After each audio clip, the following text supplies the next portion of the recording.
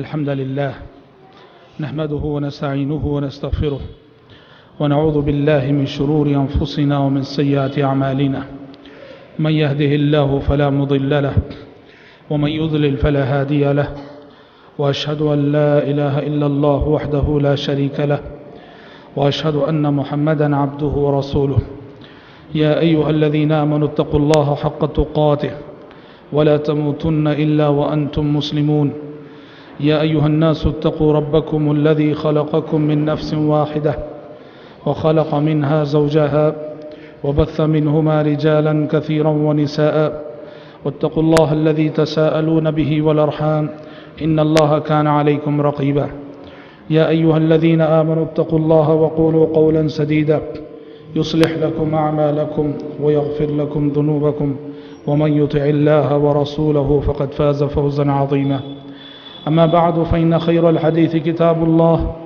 وخير الهدي هدي محمد صلى الله عليه وسلم وشر الأمور محدثاتها وكل محدثة بدعة وكل بدعة ضلالة وكل ضلالة في النار. اللہ تبارک و تعالیٰ کا بے انتہا شکر و احسان ہے کہ جس کی مدد، توفیق اور تائید سے دروس سیرت کا یہ سلسلہ الحمدللہ کامیابی کے ساتھ آگے بڑھ رہا ہے.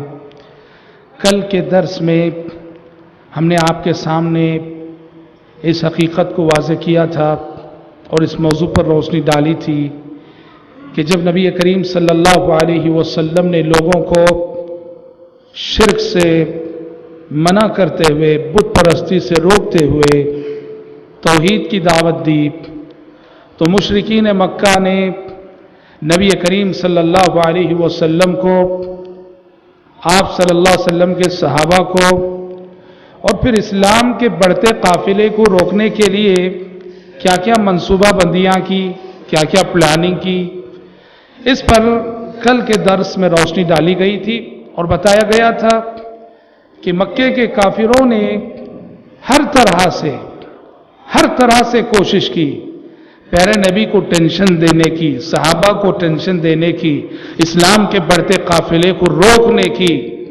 جو کچھ وہ کر سکتے تھے کر گزرے.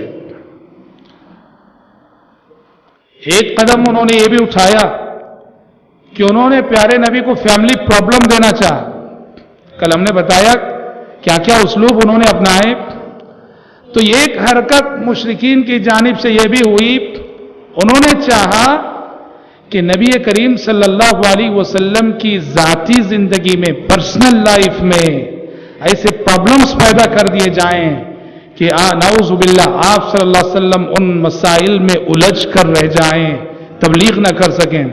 چنانچہ اس سلسلے میں کیا ہوا، ابو لہب جو اللہ کے نبی کا سگا چچا، ابو لہب نے اسلام سے پہلے ہمارے نبی کی 2 بیٹیوں کو اپنی بہو بنایا تھا.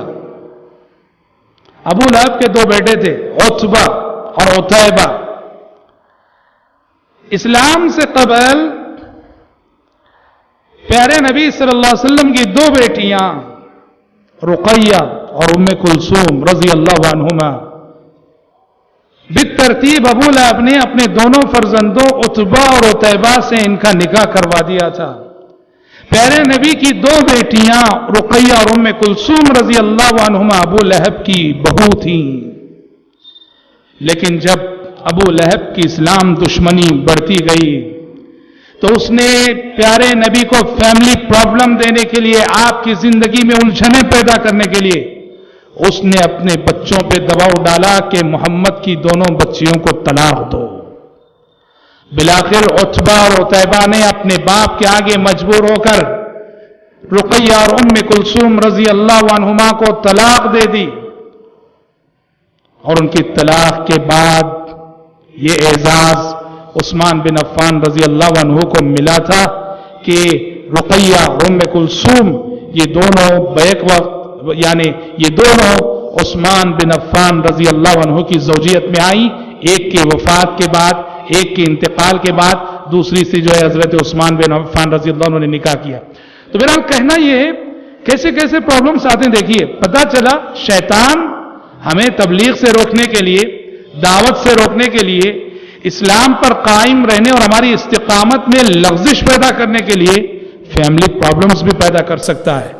ایک مسلمان کو، ایک مومن کو، ایک داعی کو، ایک مبلغ کو ہر طرح کے حالات کا مقابلہ کرنے اور ہر طرح کے چیلنجز کو فیس کرنے کے لیے ذہنی طور پہ تیار رہنا چاہیے۔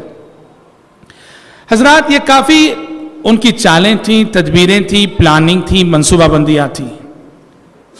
جب ان تمام منصوبوں کے باوجود اسلام کا بڑھتا ہوا قافلہ نہیں رک رہا تھا تو بالآخر باطل اپنی روش پہ، پرانی روش پہ اتر آؤ۔ یہ بات یاد رکھنا، باطل کی عادت رہی ہے، باطل کا یہ شیوا رہا ہے ہمیشہ سے، جب وہ حق کا مقابلہ دلیلوں سے نہیں کر سکتا، حق کا جواب دلیل سے نہیں دے سکتا، تو وہ قوت آزمائی پہ اتر آتا ہے۔ سورہ شورى پڑھو، سورہ شورى میں آپ دیکھیں گے موسیٰ علیہ السلام نے فرعون کے آگے توحید کی ایسی دلائل پیش کی کہ فرعون تلملا اٹھا۔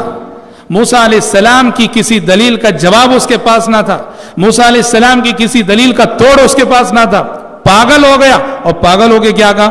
قوت آزمائی پہ اترا، کہا قال لئن اتخذت الہا غیری لاجعلنک من المسجونین، کہا کہ اے موسیٰ تیری کوئی دلیل میرے پاس نہیں چلے گی، اب اگر تو میرے علاوہ کسی کو معبود سمجھے تو میں تجھے جیل میں ڈال دوں گا، قید کر ڈالوں گا۔ یہ بات یاد رہے، یہ باطل کا شیوا رہا ہے کہ جب وہ حق کا مقابلہ دلیلوں سے نہیں کر سکتا ہے تو طاقت آزمائی پہ اتر آتا، اور مکے میں بھی یہی ہوا کہ جب ہر طرح سے ان کی ساری کوششیں ناکام ہوئیں تو مسلمانوں کو، صحابہ کو، نبی کریم صلی اللہ علیہ وسلم کو مشرکین مکہ جسمانی اذیتیں دینے پر اتر آئے۔ آپ صلی اللہ علیہ وسلم کو آپ کے صحابہ کے ساتھ مارا جانے لگا، پیٹا جانے لگا، طرح طرح کی اذیتیں دی جانے لگیں، اور اس سلسلے میں سب سے زیادہ ظلم اور سب سے زیادہ مشق ستم بنے وہ ضعفاء، وہ کمزور لوگ جو غلام تھے، جو لونڈی کی حیثیت سے کسی غیر مسلم آقا کی ملکیت تھے۔ بہت سارے غلام، ابو جہل کے گھر میں اسلام داخل ہو گیا، ابو جہل کے غلام مسلمان ہو گئے۔ امیہ بن خلف جو نبی کا بڑا دشمن ہے، اس کے گھر میں اسلام داخل ہو گیا، امیہ بن خلف کے غلام مسلمان ہو گئے۔ یہ جو کمزور طبقہ غلاموں کا، جن کے آقا کافروں کے بڑے بڑے سردار تھے، سب سے زیادہ ظلم ان پہ ہوا اور سب سے زیادہ مشق ستم ان کو بنایا گیا۔ اور آپ نے کتنے مرتبے سنا ہے، اور آپ نے ان کمزوروں کی مظلومیت کی داستانیں اور واقعات کو کتنے مرتبہ سنا ہے۔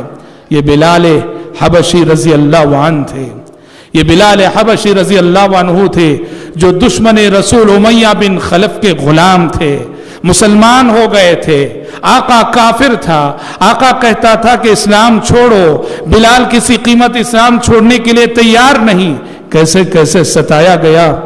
کبھی تو بلال کے گلے میں رسی ڈال دی گئی، جس طرح کے جانوروں کے گلے میں ڈالی جاتی ہے، اور اوباشوں اور غنڈوں کے ہاتھ میں دے دی گئی کہ اس کو گھسیٹتے ہوئے پھرو۔ مکے کی گرم ریت پہ بلال حبشی رضی اللہ عنہ کو جانوروں کی طرح سے گھسیٹا گیا۔ کبھی تو ایسا ہوا بلال حبشی رضی اللہ عنہ کو برہنہ کر کے، ننگا کر کے مکے کی گرم ریت پہ لٹا دیا گیا، اور پتھروں کی موٹی موٹی گرم سلیں ان کے سینے پہ لا کے رکھ دی گئی، اور کہا جانے لگا کہ بلال اسلام چھوڑو، ورنہ اس طرح سے تکلیف دیتے دیتے تمہاری جان نکال دیں گے۔ قربان جائیے اس استقامت پر کہ مشرکین مکہ کی ساری سازشیں، ان کی طاقت جواب دے گئی، بلال حبشی رضی اللہ عنہ ان کے ہر سوال کے جواب میں اللہ احد اللہ احد ہی کے نعرے لگاتے رہے۔ آپ کو معلوم ہونا چاہیے جب آگے چل کر مکہ فتح ہوا، یہ تو اس وقت مسلمان مکے میں مظلوم ہے، کافروں کا کنٹرول ہے۔ مدینہ جانے کے بعد جب مسلمان مکے میں فاتحانہ شان سے داخل ہوئے، مکہ فتح ہوا اور خانہ کعبہ پر مسلمانوں کا کنٹرول ہوا، تو نبی کریم صلی اللہ علیہ وسلم نے کیا کیا؟ جیسے ہی خانہ کعبہ پہ کنٹرول ہوا، آپ نے کہا بلال کہاں ہے؟ لوگوں نے کہا کہ یہاں ہے۔ کہا کہ بلال کھڑے ہو جاؤ خانہ کعبہ پہ، اور مکے کی تاریخ کی پہلی اذان دو۔ بلال حبشی رضی اللہ عنہ فتح مکہ کے موقع پر خانہ کعبہ پہ کھڑے ہو کر انہوں نے مکے کی تاریخ کی پہلی اذان دی۔ آپ کو معلوم ہے مکہ فتح ہونے کے فوراً بعد ہی پہلی اذان کے لیے بلال حبشی کا سلیکشن کیوں ہوا، جبکہ اللہ کے نبی کے اور بھی غلام تھے، اور بھی مؤذن تھے، پیارے نبی کے اور بھی، عبداللہ بن ام مکتوم بھی اذان دیا کرتے تھے، حضرت ابو محذورہ بھی اذان دیا کرتے، مؤذن کئی تھے، لیکن اس وقت بلال حبشی ہی کا انتخاب کیوں ہوا؟ مکہ فتح ہونے کے بعد مکے کی پہلی اذان کے لیے بلال حبشی کا سلیکشن اور انتخاب اس لیے ہوا تھا کہ پیارے نبی نے گویا یہ میسج دینا چاہا کہ جس وقت مکے میں اللہ اکبر اور اللہ احد کہنے کا مطلب اپنی موت کو دعوت دینا تھا، جس وقت اللہ احد کہنے اور اللہ اکبر کہنے کا مطلب اپنی موت کو دعوت دینا تھا، اس وقت بلال حبشی نے اللہ اکبر کے نعرے بلند کیے تھے اس سرزمین مکہ میں۔ تو آج امن کے ایام میں بھی اللہ اکبر کے نعرے بلند کرنے کا حق بھی انہی بلال حبشی کو حاصل ہے۔ بلال حبشی، اور ادھر سبحان اللہ مردوں کی بات نہیں، صرف خواتین، عورتیں، لونڈیاں، اور وہ بھی کس کی لونڈی؟ عمر بن خطاب رضی اللہ عنہ، جو اسلام قبول کرنے سے پہلے پیارے نبی کے بہت بڑے دشمن تھے۔ عمر بن خطاب کی لونڈی زنیرہ رضی اللہ عنہا، عمر بن خطاب اپنی اس لونڈی کو اتنا مارتے اتنا پیٹتے کہ بہادر عمر کی قوت جواب دے جاتی، مگر اس لونڈی کے حوصلوں کو وہ شکست نہ دے سکتے تھے۔ مارتے وہ تھک جاتے، پر یہ لونڈی مار کھا کے نہ تھکتی، اور عمر کہتے کہ ذرا تھوڑا میں آرام کر لوں پھر تمہیں پیٹوں گا۔ زنیرہ رضی اللہ عنہ برداشت کرتی رہیں، روتے روتے آنکھوں کی بینائی چلی گئی، اللہ سے مانگا، اللہ سے دعا کی، کہا پروردگارا یہ کافر مجھے تانا دیں گے کہ اسلام لانے کی وجہ سے بینائی گئی ہے، پروردگارا میری بینائی لوٹا دے۔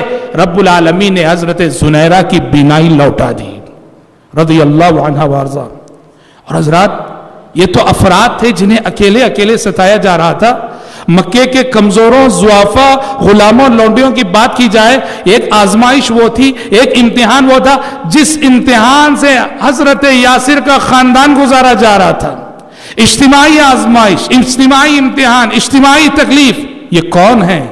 یہ یاسر ہیں، ان کی بیوی سمیہ ہیں، اور ان کے فرزند عمار ہیں، عمار بن یاسر، اور ان کے والد یاسر اور ان کی ماں سمیہ ابو جہل کی ملکیت میں تھے، تینوں مسلمان ہو گئے تھے۔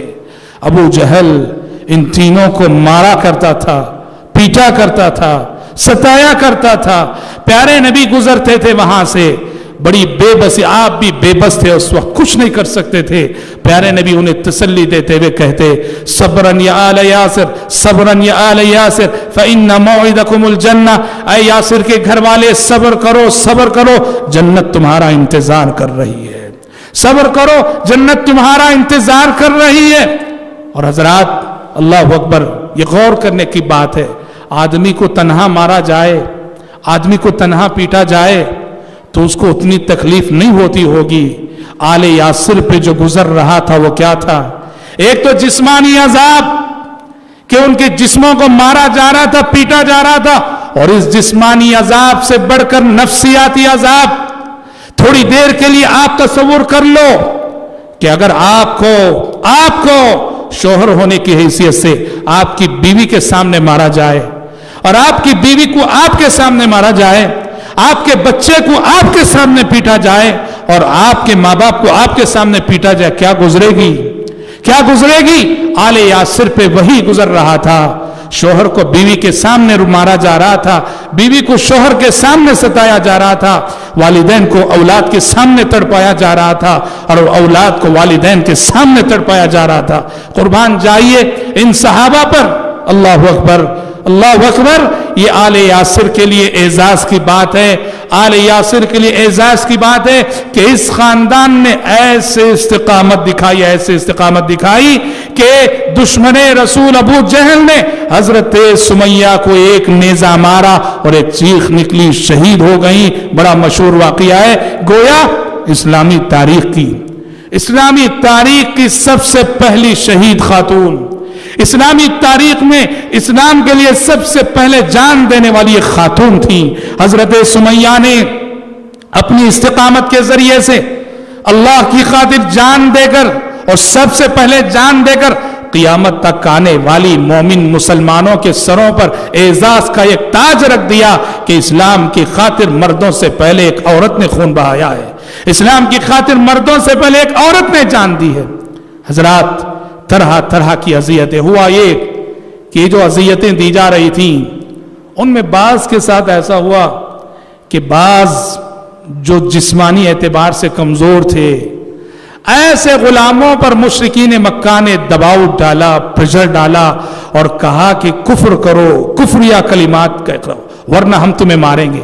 اب وہ تکلیف کو برداشت نہ کر سکے، بعض غلاموں کے ساتھ ایسا ہوا وہ تکلیف کو برداشت نہ کر سکے، تکلیف برداشت نہ ہو سکی، اور زبردستی جو انہوں نے مشرکین نے کی، زبردستی میں ان کی زبان سے کفریہ کلمات نکل گئے، زبردستی ان کی زبان سے شرکیہ کلمات نکل گئے۔ بہت پریشان ہوئے یہ کمزور مسلمان، جن میں سے بعض کی زبانی مشرکین زبردستی کفریہ کلمات نکلوانے میں کامیاب ہو گئے۔ کیا ہم کافر ہو گئے؟ کیا ہم مشرک ہو گئے؟ آسمان سے فوراً وحی آ گئی، سورہ نحل 14 پارے کی آیت، من کفر باللہ من بعد ایمانہ الا من اکرہ وقلبہ مطمئن بالایمان ولکن من شرح بالکفر صدرا فعلیہم غضب من اللہ۔ آسمان سے وحی نازل ہو گئی جس وحی میں یہ بتایا گیا کہ جن لوگوں پر زبردستی کی جائے، جن لوگوں سے زبردستی کفر کروایا جائے، جن لوگوں سے زبردستی شرک کروایا جائے، حالانکہ ان کے دل شرک سے مطمئن نہیں ہیں، ان کے دل توحید پر قائم ہیں، ناحق انہیں مارا جا رہا ہے، پیٹا جا رہا ہے، قتل کی دھمکیاں دی جا رہی ہیں، زبردستی اپنی جان بچانے کے لیے اگر کسی نے کفریہ کلمہ کہہ دیا ہے تو اللہ تعالیٰ کے پاس یہ بات قابل مواخذہ نہیں ہے، اللہ انہیں معاف کرنے والا ہے، درگزر کرنے والا ہے۔ لیکن یہ چند صحابہ تھے، ورنہ بیشتر صحابہ تو ایسے تھے کہ جن کے آگے مشرکین کی طاقت اور جواب دے گئی تھی، وہ ان کے حوصلوں کو شکست نہ دے سکے، انہوں نے ہر طرح کی اذیتیں برداشت کی اور اللہ وحد کے نعرے لگاتے رہے۔ اور یہاں حضرات ابو بکر صدیق رضی اللہ عنہ کی ایک منقبت یہاں بھی نظر آتی ہے، جب ان ضعیفوں کو، ان کمزوروں کو، ان غلاموں کو، ان لونڈیوں کو مارا جا رہا تھا، پیٹا جا رہا تھا، ابو بکر صدیق نے اس وقت اپنی دولت ان غلاموں کو آزاد کرنے کے لیے وقف کر دی۔ جب بھی دیکھتے کہ کسی غلام کو اسلام لانے کی وجہ سے مارا جا رہا ہے، اس کے آقا کے پاس جاتے، کہتے کتنا لیتا ہے لے لے، بس اس کو آزاد کر دے۔ ابو بکر صدیق رضی اللہ عنہ، اللہ اکبر، دولت کسی کو ملے اللہ ایسا مزاج دے، ایسا ذہن دے، ایسا دل دے کہ ایسے خیر کے کاموں میں خرچ ہو۔ جن جن غلاموں کو ستایا جاتا تھا، آقاؤں کے پاس جا کے کہتے جو لینا ہے لے لے، پر اس اللہ کے بندے کو آزاد کر دے۔ ابو بکر صدیق رضی اللہ عنہ نے ایسے بے شمار غلاموں کو آزاد کرا۔ اور حضرات، مشقتوں کی بات جب ہم کر رہے ہیں تو بات ایسی نہیں کہ صرف غلام، ضعیف، کمزوروں پر اس طرح کا ستم ڈھائے جا رہے تھے۔ اچھے اچھے شریف صحابہ، اعلیٰ حسب و نسب رکھنے والے صحابہ، اونچے خاندان سے تعلق رکھنے والے صحابہ، وہ بھی اذیتوں سے بچ نہ سکے، عذاب سے بچ نہ سکے مشرکین کے۔ یہ عثمان بن عفان رضی اللہ عنہ ہیں، مسلمان ہو گئے۔ ان کا چچا حصیر میں لپیٹ دیا کرتا تھا، حصیر کے اندر لپیٹ کر حصیر کو لٹکا دیا کرتا اور نیچے آگ جلا کر آگ کا دھواں دیا کرتا تھا عثمان بن عفان رضی اللہ عنہ۔ ارے غیر اور تو اور خود پیارے نبی محمد صلی اللہ علیہ وسلم کے ساتھ ان جاہلوں نے کیا نہیں کیا۔ صلوات اللہ وسلام علیہ، پیارے نبی صلی اللہ علیہ وسلم خانہ کعبہ میں نماز پڑھ رہے ہیں، خانہ کعبہ میں نماز پڑھ رہے ہیں۔ ابو جہل نے کہا کون ہے جو فلاں مقام پہ جائے جہاں ابھی ایک اونٹ ذبح کیا گیا ہے، وہاں سے اونٹ کی اوجھڑی، بوٹی چیزیں بولتے ہیں، اونٹ کی اوجھڑی لائے اور محمد کی پیٹھ پہ ڈال دے. عقبہ بن ابی معیط یہ بھی دشمن رسول تھا. وہ بھاگا گیا, وہ اونٹ کی اوجھڑی لایا, پیارے نبی صلی اللہ علیہ وسلم سجدے میں جیسے ہی گئے اس نے آپ صلی اللہ علیہ وسلم کی پیٹھ پہ ڈال دی. اونٹ کی بوٹی آپ نے دیکھو کتنی بڑی رہتی ہے. پیارے نبی اٹھ نہ سکے, سجدے میں ویسے ہی پڑے رہ گئے. کسی نے آپ کی لخت جگر فاطمہ رضی اللہ عنہا کو خبر دی. داد دیجئے ان کی ہمت کی, داد دیجئے ان کی جرت کی. فاطمہ رضی اللہ عنہا, انہیں معلوم ہے کہ پیارے نبی کے سارے دشمن خانہ کعبہ میں جمع ہیں. جرت کے ساتھ, ہمت کے ساتھ یہ بیٹی آگے بڑھ کر آئی اور آگے بڑھ کر نبی کریم صلی اللہ علیہ وسلم کی پیٹھ پر پڑی ہوئی یہ اوجھڑی انہوں نے ہٹائی. ایسا ہی موقع تھا. ایک اور موقع جب آپ خانہ کعبہ میں نماز پڑھ رہے تھے, یہی عقبہ بن ابی معیط یہ آیا اور آ کر اس نے آپ کی گردن مبارک میں چادر ڈال دی. چادر ڈال کے ایسا گھسیٹا کہ آپ صلی اللہ علیہ وسلم کی گردن, آپ کا گلا پسیج گیا. ابو بکر آئے, ابو بکر نے ہٹایا اور کہا اتقتلون رجلا یقول ربی اللہ, کیا اللہ کے نبی کو اس لیے ستا رہے ہو, مار رہے ہو, تکلیف دے رہے ہو کہ آپ اللہ الہ واحد کی طرف بلاتے ہیں؟ کہنا یہ میرے بھائی, نبی کریم صلی اللہ علیہ وسلم سے لے کر سارے صحابہ جو اسلام لا رہے تھے, تمام صحابہ کو مختلف آزمائشوں سے گزرنا پڑا, طرح طرح کی آزمائشوں سے گزرنا پڑا. اور جب آزمائشیں انتہا کو پہنچ گئیں, ظلم انتہا کو پہنچ گیا, تو بعض صحابہ کا صبر و قرار جواب دے جاتا. خباب بن ارت رضی اللہ عنہ پیارے نبی کی خدمت میں آئے, پیارے نبی کی خدمت میں آئے اور آ کے کہا الا تستنصر لنا الا تدعو لنا, کہا کہ اللہ کے نبی اللہ کی مدد کب آئے گی, اللہ کی مدد کب آئے گی؟ مشرکین کے ظلم کی حد ہو گئی, مشرکین کی ستم کی حد ہو گئی. متی نصر اللہ, اللہ کی مدد کب آئے گی؟ پیارے نبی جو لیٹے ہوئے تھے اٹھ کر بیٹھ گئے اور آپ نے کہا کہ خباب اتنا جلد تمہارا صبر جواب دے گیا کیا, اتنا جلد بے صبرے ہو گئے؟ حالانکہ ابھی تم پر ویسی آزمائشیں نہیں آئی جو آزمائشیں تم سے پہلے گزری امتوں کے ایمان والوں پر آئی تھی, کہ تم سے پہلے گزرے لوگوں کے ساتھ ایسا ہوا کہ ایمان لانے کی وجہ سے کسی کو آرے سے اسی طرح چیر کر دو ٹکڑے کر دیا گیا جس طرح لکڑی چیری جاتی ہے, پر انہوں نے ایمان کو نہیں چھوڑا. ان میں سے کسی کے ساتھ ایسا ہوا کہ لوہے کی کنگھیوں سے ان کے جسم کے گوشت کو ادھیڑ دیا گیا, تب بھی انہوں نے ایمان کا راستہ نہیں چھوڑا. کہا خباب ایسی آزمائشیں تو ابھی تم تک نہیں آئی. حضرات یاد رکھو, جنت یہ آسانی سے ملنے والی چیز نہیں. جنت کا راستہ, جنت کی منزل یہ امتحانات سے گزرتا ہے. یہ راستہ جنت کی منزل پر کٹھنائیوں سے گزر کر ہی جنت ملے گی. حفت الجنت بالمکارہ, حدیث رسول کہتی ہے حفت الجنت بالمکارہ, جنت ناپسندیدہ باتوں سے گھیر دی گئی ہے, جنت مشقتوں سے گھیر دی گئی ہے, جنت تکلیفوں سے گھیر دی گئی ہے. جنت پانا ہو اس زندگی میں تکلیفوں کو برداشت کرنا پڑے گا, جنت پانا ہو اس زندگی میں مشقتوں کو برداشت کرنا پڑے گا, جنت پانا ہو اس زندگی میں اللہ کے راستے میں جو بھی آزمائشیں آتی ہیں خوشی خوشی ان آزمائشوں کو فیس کرنا پڑے گا. قرآن کہتا ہے ام حسبتم ان تدخلوا الجنہ ولما يأتكم مثل الذين خلوا من قبلكم مستهم البأساء والضراء والزلزلوا حتى يقول الرسول والذين آمنوا معه متى نصر الله ألا إن نصر الله قريب.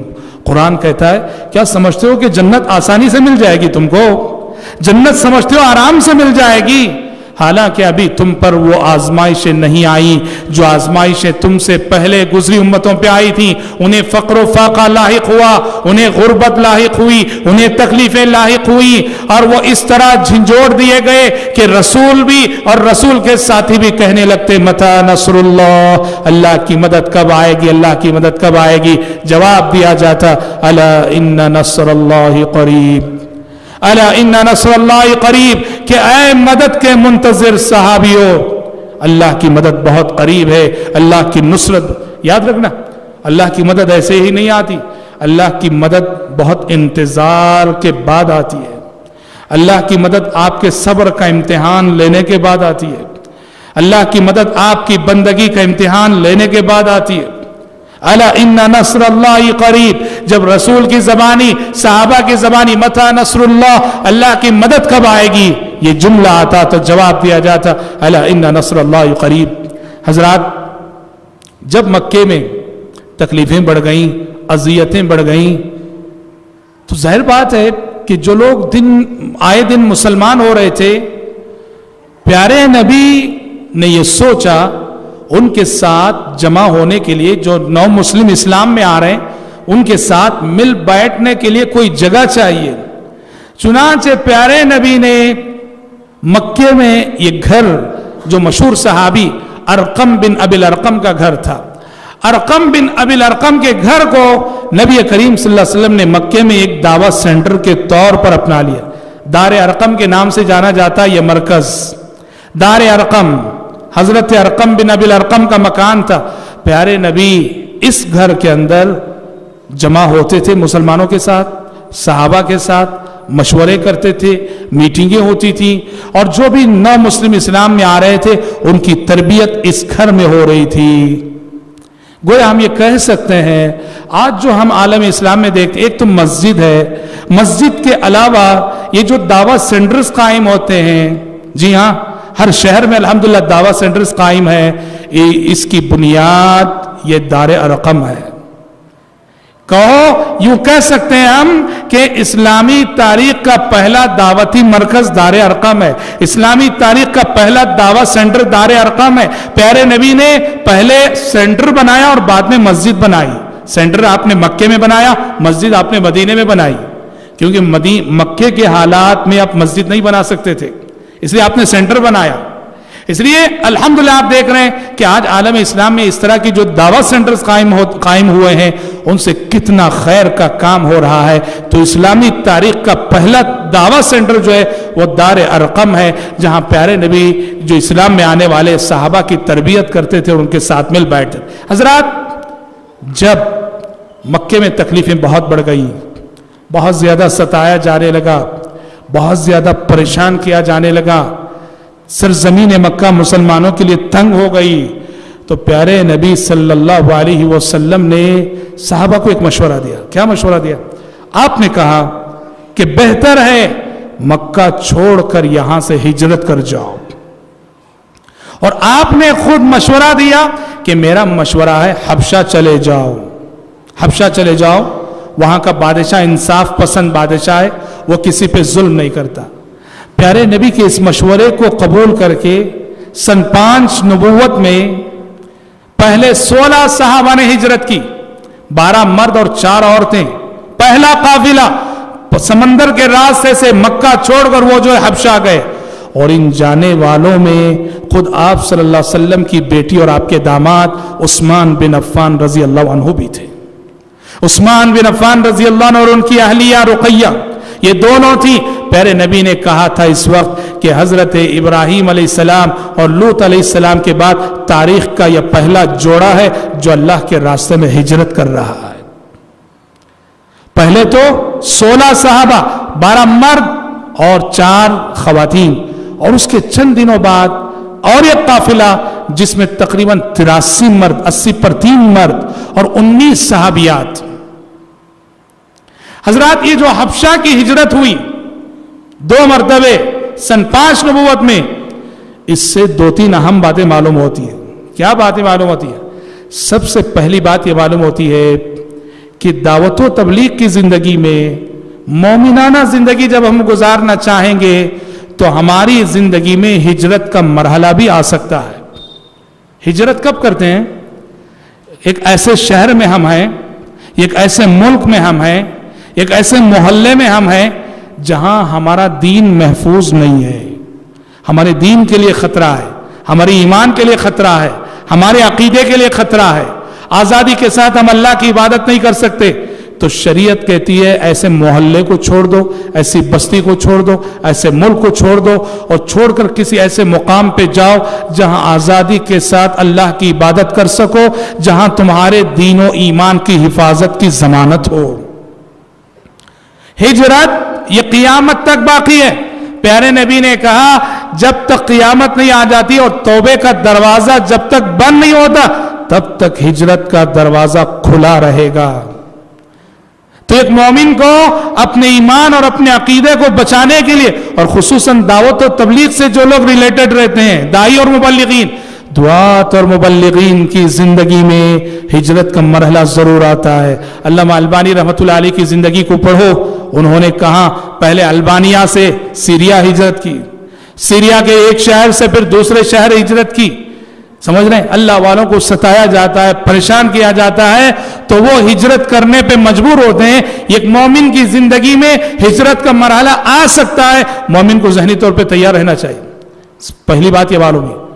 دوسری بات یہ معلوم ہوئی، یہ جو مسلمان حبشہ ہجرت کی وہ کیا ہے کہ ایک ایسا غیر مسلم ملک، نان مسلم کنٹری میں ہم رہ سکتے ہیں، کیونکہ ایک مسئلہ ہے کہ ایک ایسا ملک جہاں غیر مسلم حکومت ہو، نان مسلمز کی میجورٹی ہو، ایسے ملک میں کیا رہنا جائز ہے کیا؟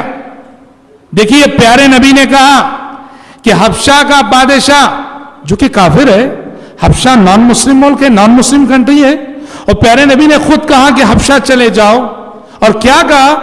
کیونکہ وہ غیر مسلم سے کرسچن ملک تھا، وہ کرسچن بادشاہ تھا، وہ آپ نے کہا کہ کرسچن ہے صحیح مگر وہ انصاف پسند بادشاہ، کسی پہ ظلم نہیں کرتا، مذہبی آزادی دیتا ہے، اس کے ملک میں رہتے ہوئے تم اسلام پہ عمل کر سکتے ہو۔ اسی لیے صحابہ گئے حبشہ اور وہاں قیام کیا صحابہ نے، پتا چلا ایسا غیر مسلم ملک، ایسا غیر مسلم ملک، ایسی غیر مسلم گورنمنٹ جو ہمیں ہمارا مذہبی حق دیتی ہے، اذان دینے کا حق، مسجد بنانے کا حق، نماز قائم کرنے کا حق، جماعت قائم کرنے کا حق، جو ہمارا دین پر عمل کرنے کی آزادی جو حکومت ہمیں دیتی ہے غیر مسلم، وہاں رہنے کی اجازت بالکل ہے، وہاں بالکل رہا جا سکتا ہے۔ اسی لیے پیارے نبی نے خود کہا حبشہ چلے جاؤ کہ وہ بادشاہ کسی پہ ظلم نہیں کرتا۔ اور تیسرا پوائنٹ، حبشہ کی ہجرت سے جو تیسرا نقطہ معلوم ہوتا ہے وہ یہ ہے کہ دعوت و تبلیغ کے لیے بات یاد رہے کہ دعوت و تبلیغ کا کام کبھی رکنا نہیں چاہیے۔ اگر ایک فیلڈ میں کچھ مشکلات آ رہی ہیں، وہاں کام کو روکا جا رہا ہے تو دوسری جگہ شروع کر دینا چاہیے، دوسری جگہ روکا جا رہا ہے تیسری جگہ شروع کر دینا چاہیے، یہ کام کبھی نہیں رکنا چاہیے۔ ہاں حالات اگر سازگار نہیں، فیلڈ بدل لو، جگہ بدل لو، محلہ بدل لو، لیکن دعوت کا کام کبھی رکنا نہیں چاہیے۔ اسی لیے پیارے نبی نے کہا حبشہ چلے جاؤ اور وہاں جا کر آزادی کے ساتھ تم جو ہے اللہ تبارک و تعالیٰ کی عبادت کر سکتے ہو۔ حضرات، مسلمان جب حبشہ گئے اور حبشہ میں جو ہے اطمینان کے ساتھ رہنے لگے، مشرکین مکہ سے دیکھا نہ گیا، انہوں نے یہ سازش کی کہ مسلمانوں کو وہاں سے نکلوانا چاہیے۔ تو انہوں نے کیا کہ ان کو پتا چلا کہ نجاشی کو چمڑا بہت پسند ہے، چمڑے کی چیزیں بہت پسند ہے، انہوں نے قیمتی چمڑے کی قیمتی چیزیں بنائیں، اور عمرو بن العاص جو اس وقت تک مسلمان نہیں ہوتے، آگے چل کے تو صحابی بنے، اس وقت ابھی وہ کافر تھے، عمرو بن العاص کی قیادت میں ایک وفد حبشہ بھیجا، اور اس وفد نے جا کر پوری کوشش کی بادشاہ نجاشی کے پاس شکایت کر کے کسی طرح سے مسلمانوں کو یہاں سے نکالا جائے۔ بہت سارے الزامات دیے انہوں نے، یا ایسے لوگ ہیں یا ایسے لوگ ہیں، سمجھ رہے ہیں، بہت سارے الزامات دیے۔ نجاشی کے بارے میں تو پیارے نے بھی بتا چکے، وہ انصاف پسند بادشاہ، وہ ون سائڈ سن کے فیصلہ کرنے والا نہیں تھا۔ نجاشی نے ان کی باتیں سنی، مسلمانوں کو بلایا، مسلمانوں کو بلا کے پوچھا تمہارے بارے میں کیا رپورٹ کر رہی ہیں کہ تم ظالم ہو، رشتہ داری میں پھوٹ ڈالنے والے ہو، نفرتیں پھیلانے والے ہو، باغی لوگ ہو، باغی جماعت ہو، بہت کچھ۔ مسلمانوں نے اپنی جانب سے بات کرنے کے لیے جعفر بن ابی طالب کو آگے بڑھایا، نبی کریم صلی اللہ علیہ وسلم کے چچا زاد بھائی۔ جعفر بن ابی طالب نے مسلمانوں کی نمائندگی کرتے ہوئے پہلے تو ایک جامع تقریر کی، جس تقریر میں انہوں نے سمجھایا کہ بادشاہ محمد صلی اللہ علیہ وسلم کی بعثت سے پہلے ہم کیا تھے۔ کہا کہ ہم جو ہے نبی کریم محمد صلی اللہ علیہ وسلم کی بعثت سے پہلے، آپ کی آمد سے پہلے ہم بڑے ظالم تھے، ہم رشتوں کو توڑنے والے تھے، ہم نا انصافی کرنے والے تھے، ہم خیانت کرنے والے تھے، ہم جھوٹ بولنے والے تھے، ہم دھوکہ دینے والے تھے، پر اے بادشاہ اللہ تعالیٰ نے ہمارے درمیان ایک ایسا نبی بھیجا جس نے سچائی کی دعوت دی، امانت داری کی دعوت دی، خیانت سے منع کیا، جھوٹ سے منع کیا، اللہ الہ واحد کی بندگی کی، یعنی بڑی تقریر کی۔ تقریر کرنے کے بعد جعفر بن ابی طالب رضی اللہ عنہ نے شاہ حبش نجاشی کو قرآن سنایا، اور داد دیجئے حضرت جعفر بن ابی طالب کی دور اندیشی اور ان کی سمجھداری کی کہ انہوں نے نجاشی کو قرآن سنانے کے لیے جن آیتوں کا سلیکشن کیا، بڑی جامع آیتیں تھی۔ جعفر بن ابی طالب جانتے تھے کہ بادشاہ جو ہے کرسچن ہے، اس لیے انہوں نے کون سی آیتیں منتخب کی بادشاہ کو سنانے کے لیے؟ سورہ مریم کی آیتیں، سورہ مریم کی آیتیں۔ سورہ مریم کا جو دوسرا رکوع ہے نا، اللہ اکبر، سورہ مریم کا دوسرا رکوع، اللہ کہتا ہوں آج بھی کوئی بھی انصاف پسند عیسائی اور کرسچن اس کو پڑھ لے گا، اس کی آنکھوں سے آنسو بہے بغیر نہیں رہ سکتے۔ ایک ایسے دور میں آپ کو معلوم ہونا چاہیے، یہودی اللہ کے نبی کے زمانے میں بھی اور آج بھی یہودی کیا کہتے ہیں معلوم ہے؟ یہودی یہ کہتے ہیں کہ نعوذ باللہ ثم نعوذ باللہ، مریم کو شوہر کے بغیر بچہ پیدا ہوا اس لیے کہ نعوذ باللہ ثم نعوذ باللہ مریم نے زنا کیا، لا حول ولا قوۃ الا باللہ۔ اور وہ نعوذ باللہ یہودی عیسیٰ علیہ السلام کو ہم کس زبان سے کہیں نعوذ باللہ ولد الزنا قرار دیتے تھے۔ ایسے دور میں آسمان سے آنے والی آیتوں نے سورہ مریم کے دوسرے رکوع میں عیسیٰ علیہ السلام کی پیدائش اور عیسیٰ علیہ السلام کی ولادت کا جو نقشہ کھینچا گیا، واللہ وَاذْكُرْ فِي الْكِتَابِ مَرْيَمْ اِذْ انْتَبَذَتْ مِنْ أَهْلِهَا مَكَانًا شَرْقِيًّا، اے پیغمبر اس کتاب قرآن مجید کے اندر مریم کا بھی ذکر کر دیجئے۔ اِذْ انْتَبَذَتْ مِنْ أَهْلِهَا مَكَانًا شَرْقِيًّا فَاتَّخَذَتْ مِنْ دُونِهِمْ حِجَابًا، جب وہ آبادی سے کنارہ کش ہو کر بیت المقدس کی مشرقی سمت آ گئیں، یعنی جب اللہ تعالیٰ کو منظور ہوا کہ عیسیٰ علیہ السلام کی ولادت ہو بغیر باپ کے، تو کیسے شروع ہوا یہ مرحلہ؟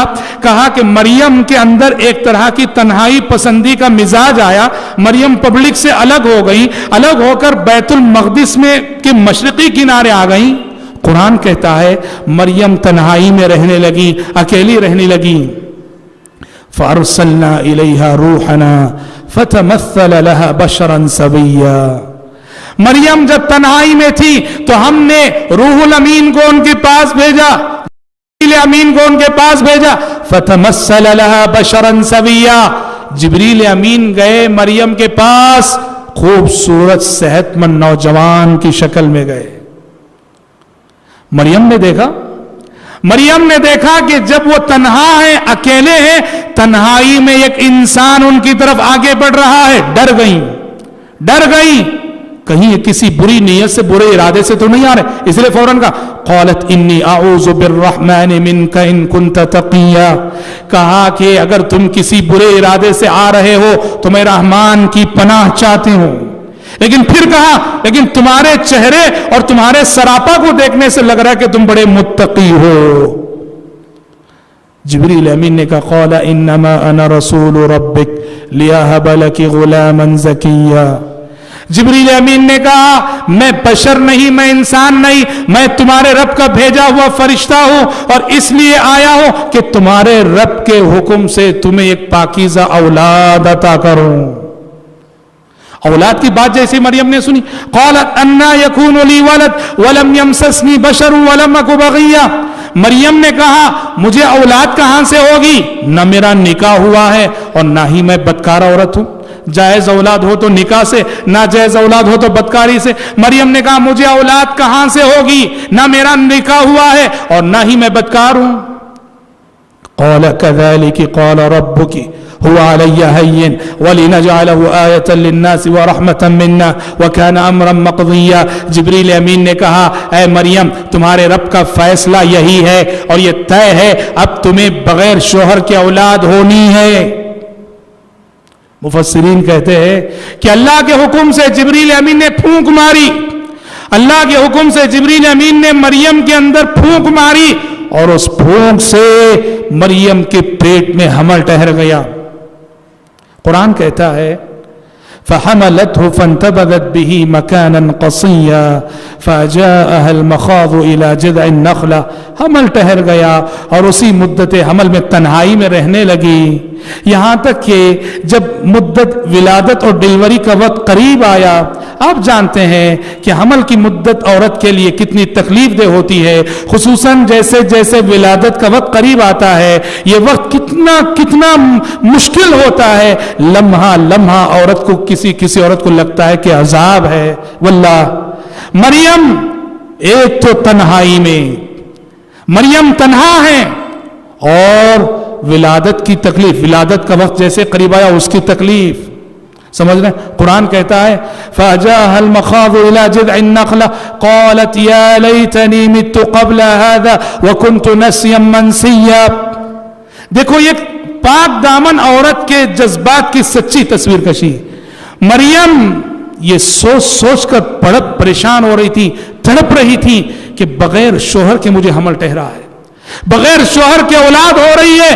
اب سوسائٹی کیا کہے گی، سماج کیا کہے گا، لوگ کیا الزام دیں گے. مریم یہ سوچ کر تڑپ گئیں، اور ایسی صورت میں جب درد شروع ہو رہا ان کو، قرآن کہتا ہے وہ کہنے لگی یا لیتنی مت قبل هذا وکنت نسیا منسیا. کاش کہ میں آج سے پہلے مر گئی ہوتی، کاش کہ میں آج سے پہلے مر گئی ہوتی. آج کا دن دیکھنا مجھے زندگی میں نصیب نہ ہوتا، دنیا مجھے بھلا چکی ہوتی، دنیا میں مجھے کوئی جاننے والا نہ ہوتا. ایک سچی پاک دامن عورت کے جذبات کی تصویر کشی. قالت یا لیتنی مت قبل هذا وکنت نسیا منسیا. قرآن کہتا فناداها من تحتها الا تحزني قد جعل ربك تحتك سريا وهزي اليك بجذع النخلة تساقط عليك رطبا جنيا فكلي واشربي وقري عينا. مریم تڑپ رہی تھی، بلبلا رہی تھی، یہ سوچ کر کہ سوسائٹی کیا کہے گی جب مجھے بغیر شوہر کے اولاد ہوگی. جبریل امین نے پکارا، آواز دی اور کہا مریم غم نہ کرو، غم نہ کرو. قد جعل ربک تحتک سریا. دیکھو اللہ تعالیٰ نے تمہارے قدموں تلے یہ پانی کا چشمہ بہا دیا ہے، مریم یہ پانی پیتی رہو. اور دیکھو یہ کھجور کا درخت ہے جہاں جا کے وہ بیٹھی تھی. کہا مریم جب بھی بھوک لگے اس کھجور کی درخت کو پکڑ کے ہلانا، کھجور گریں گے وہ کھانا. کہا پانی بہایا اللہ نے، پانی پیتی رہو، اور جب بھی بھوک لگے کھجور کے درخت کو پکڑ کے ہلاؤ، کھجور گریں گے اور وہ کھا لینا. فکلی واشربی وقرری عینا. آپ نے کھجور کا درخت دیکھا ہے؟ جن لوگوں نے کھجور کا درخت دیکھا ہے تو وہ جانتے ہیں کہ کھجور کے درخت کو کوئی ہلا سکتا ہے کیا؟ کھجور کے درخت کو کوئی ہلا نہیں سکتا، پہلوان بھی ہلا نہیں سکتا. سمجھ رہے ہیں؟ اور فرض کرو کہ کھجور کے درخت کو کوئی ہلانے میں کامیاب بھی ہو جائے تھوڑی دیر کے لیے، کھجور کوئی املی نہیں کہ ہلانے سے گر جائے. کھجور کی گرفت اپنے خوشے سے بڑی مضبوط ہوتی ہے. اسی لیے اہل علم نے کہا کہ یہ مریم کی کرامت تھی، حضرت مریم کی کرامت تھی کہ وہ ایک عورت ذات ہوتے ہوئے، وہ بھی حمل کی مدت میں کتنی کمزور ہوتی ہے عورت، کمزور ہاتھوں سے جب وہ کھجور کے درخت کو ہلاتی تھی، وہ درخت کھجور گراتا تھا.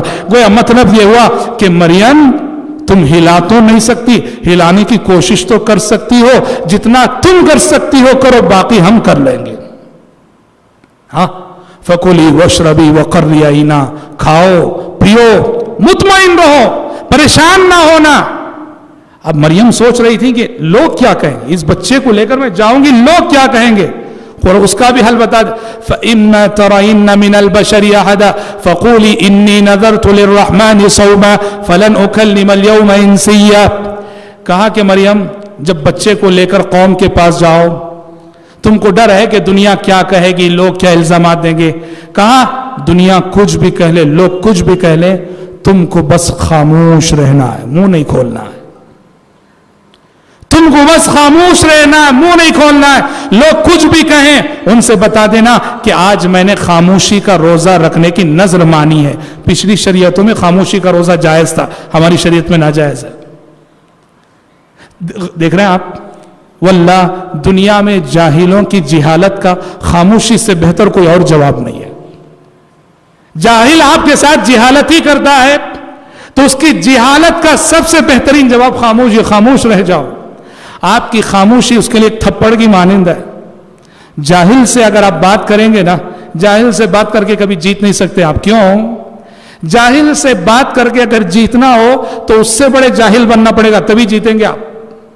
سمجھ رہے ہیں؟ وہ اگر 1 لاکھ کی گالی دیتا ہے تو آپ کو 1.5 لاکھ کی گالی دینی پڑے گی. وہ 1.5 لاکھ کی گالی دیتا ہے تو 2 لاکھ کی گالی دینی. اسی لیے کہا انی نذرت للرحمن صوما فلن اکلم اليوم انسیا. کہا کہ تم کو ڈر ہے دنیا کیا کہے گی, دنیا کیا الزامات دے گی, دنیا کیا تانے دے گی. مریم خاموشی اختیار کرو بس. قرآن کہتا ہے فاتت به قومها تحملو, ولادت ہو گئی, بچے کو لے کر قوم کے پاس گئیں. اب جیسا ان کا اندیشہ تھا وہی ہوا, جتنے منہ اتنی باتیں. قالوا یا مریم لقد جئت شیئا فریا یا اخت ہارون ما كان ابوک امرأ سوء وما كانت امک بغیا. دنیا جہاں کی باتیں, دنیا جہاں کی باتیں. مریم تو کیسی نکلی, نہ تیرا باپ ایسا تھا, نہ تیری ماں ایسی تھی, نہ تیرا بھائی ایسا تھا, تو کیسی نکل گئی, کیسوں کی گود میں کیسی پیدا ہو گئی. جتنے منہ اتنی باتیں. فاشا, حکم تھا خاموش رہنا ہے, خاموش ہے. فاشارت الی, انہوں نے اپنے معصوم بچے کی طرف اشارہ کر دیا جو گود میں تھا.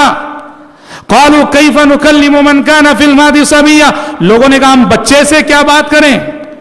رب کی قدرت دیکھیے, مریم بولنا جن کی فطرت تھی اللہ نے انہیں خاموش کروایا, اور یہ ننھا بچہ نہ بولنا جس کی فطرت ہے اس کو بلوایا اللہ تعالی. قال انی عبد اللہ, قال انی عبد اللہ آتانی الکتاب وجعلنی نبیا. گود میں گہوارے میں اس بچے نے معجزانہ طور پر گفتگو کرتے ہوئے کہا انی عبد اللہ, میں اللہ کا بندہ ہوں, میں اللہ. دیکھو اللہ کے علم میں یہ بات تھی نا کہ کرسچن آگے چل کر عیسیٰ علیہ السلام کو نعوذ باللہ معبود بنانے والے ہیں, انہیں خدا بنانے والے. اس لیے اللہ کی مشیت یہ ہوئی کہ جب گود میں معجزانہ طور پر انہوں نے بات کی تو سب سے پہلا جملہ اپنے بشر اور اپنے بندہ ہونے کا اقرار, انی عبد اللہ, میں اللہ کا بندہ ہوں. آتانی الکتاب, اللہ تعالیٰ نے میرے مقدر میں نبوت رکھی ہے, کتاب لکھی ہے. حضرات سوچو کہ جب نجاشی نے یہ آیتیں سنی ہوں گی کیسا اثر ہوا ہوگا, کیسا اثر لیا ہوگا. اسی لیے سیرت کی کتابیں کہتی ہیں کہ جب جعفر بن ابو طالب نے نجاشی کو یہ آیتیں سنائی, زارو قطار نجاشی روئے جا رہے تھے, روئے جا رہے تھے. اور جب تلاوت ختم ہوئی تو نجاشی نے زمین سے ایک چھوٹی سی باریک کاڑی اٹھائی اور کہا اللہ کی قسم, اللہ کی قسم, عیسیٰ علیہ السلام کی حقیقت میں اور قرآن کے بیان میں اتنا بھی فرق نہیں ہے. عیسیٰ علیہ السلام 100% وہی تھے جو کہ قرآن نے بیان کیا, قرآن نے بتایا. اور اس کے بعد نجاشی اللہ اکبر مسلمان ہو گئے. یہ مسلمانوں کی, اسلام کی بہت بڑی فتح تھی کہ جب مکے میں مسلمانوں کو ستایا جا رہا تھا, سرزمین تنگ ہو رہی تھی, یہ ایک ملک کا بادشاہ مسلمان ہو گیا. ہاں یہ اور بات ہے, مورخین کہتے ہیں وہ اپنے اسلام کو ظاہر نہیں کر رہے تھے, چھپائے ہوئے تھے. اور اس کے بعد انہوں نے مشرکین کا جو وفد ہدیے لے کر, گفٹ لے کر گیا تھا, اس کو ناکام واپس کر دیا, ان کے سارے ہدیے واپس کر دیے اور انہیں ناکام کر دیا. اور پیارے نبی نے نجاشی کے اس احسان کو یاد رکھا. جب آپ مدینے میں تھے تو ادھر نجاشی کا انتقال ہوا, مدینے میں تھے اور نجاشی کا انتقال ہوا تو پیارے نبی نے صحابہ کو لے کر ان کی غائبانہ نماز جنازہ ادا کی تھی. اللہ اکبر. هل جزاء الاحسان الا الاحسان, احسان کا بدلہ احسان کے سوا اور کیا ہو سکتا ہے. اور یہ اعزاز, یہ عزت صرف نجاشی کو ملی. پوری عہد نبوت میں نجاشی وہ اکیلی میت ہے کہ جن کی غائبانہ نماز جنازہ پیارے نبی نے ادا کی. کسی اور صحابی کی غائبانہ نماز جنازہ پیارے نبی نے نہیں پڑھی, اکیلی نجاشی کی. ان کو ایک اعزاز دیا, ان کو عزت بخشی, انہوں نے جو اسلام کے لیے اتنی بڑی قربانی دی, مسلمانوں کو پناہ دی. تو اس طرح حضرات مسلمانوں کی ہجرت, یہ مکی زندگی کا ایک اہم واقعہ. اور پھر حبشہ میں نجاشی کا اسلام لانا یہ بہت بڑی فتح تھی، بہت بڑی جیت تھی اسلام کی. آگے کیا ہوا؟ حضرت حمزہ کا اسلام لانا، اور سب سے بڑھ کر حضرت عمر کا اسلام لانا. اور حضرت عمر کے اسلام لانے سے مکے میں مسلمانوں کی جو پوزیشن تھی اس میں کیا تبدیلی آئی ہے. پھر اس کے بعد شیب ابی طالب کا سماجی بیکاٹ جو مشرکین مکہ نے کیا، اور ابو طالب کی وفات، خدیجہ رضی اللہ عنہ کی وفات، یہ سارے واقعات انشاءاللہ ہم آنے والے کل کے درس میں سنیں گے. رب العالمین سے دعا ہے کہ اللہ تعالی ہم سب کو، آپ سب کو سیرت رسول کو زندگی میں نمونہ بنا کر سیرت رسول کی تعلیمات کو اپنی عملی زندگی میں نافذ کرنے کی توفیق عطا فرمائے. آمین. وآخر دعوانا ان الحمدللہ رب العالمین.